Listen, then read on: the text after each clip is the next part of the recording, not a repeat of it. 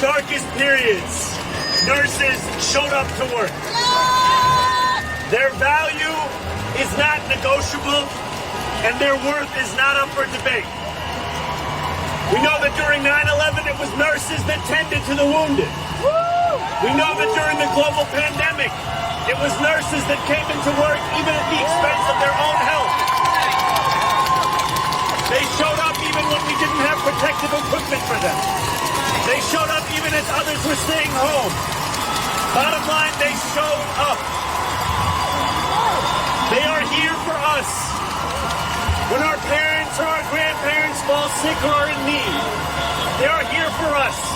When our children go through an emergency, they are here for us when we face a medical issue that we do not even know the name of. These nurses are here for New Yorkers.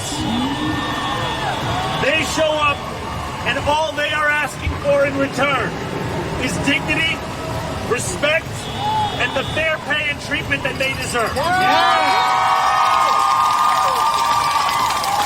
They should settle for nothing less.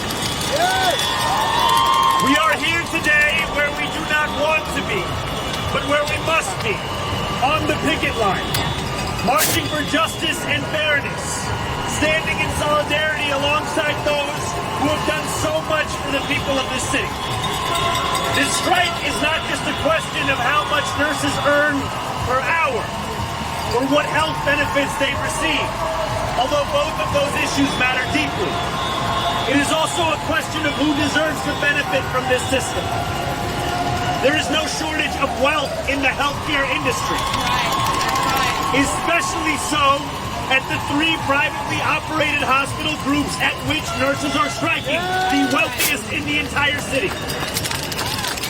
The hospital executives who run these hospitals, the ones where these hardworking nurses are asking for what they deserve, these executives are not having difficulty making ends meet.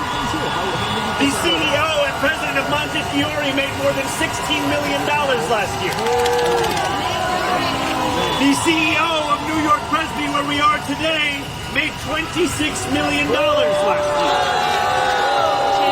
But for too many of the 15,000 NYC nurses who are on strike, they are not able to make their ends meet.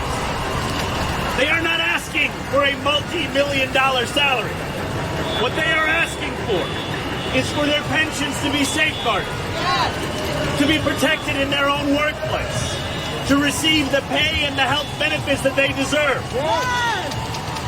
New Yorkers have a right to quality health care, as do the nurses who provide that care.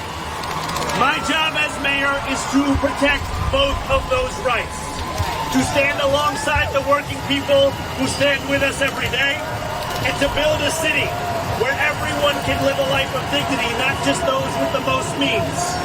So know this, New York City will do everything in our power to ensure the sick and injured can continue to receive high-quality care, and we will do so while refusing to abandon those who have time and again refused to abandon us. We will not choose one or the other. This city can and must ensure the continuity of care. FDNY, emergency management, the public health system, and all of my senior leadership are working tirelessly to ensure nurses' demands for dignity can be heard and care is still received. All parties must return immediately to the negotiating table and not leave. They must bargain in good faith. That's right. And they must arrive at a deal that is satisfactory to all, that allows the nurses who work in this city to live in this city. I want to say thank you to every other elected official that is here to stand alongside these nurses. And I want to say to every nurse that is here, that it is time for us to recognize the work that you put in on a day-to-day basis. That's right. And we want you to know that we see the work that you do, we believe that work should be recognized, and we stand here alongside you in the fight for that. Thank you all so much for having me here.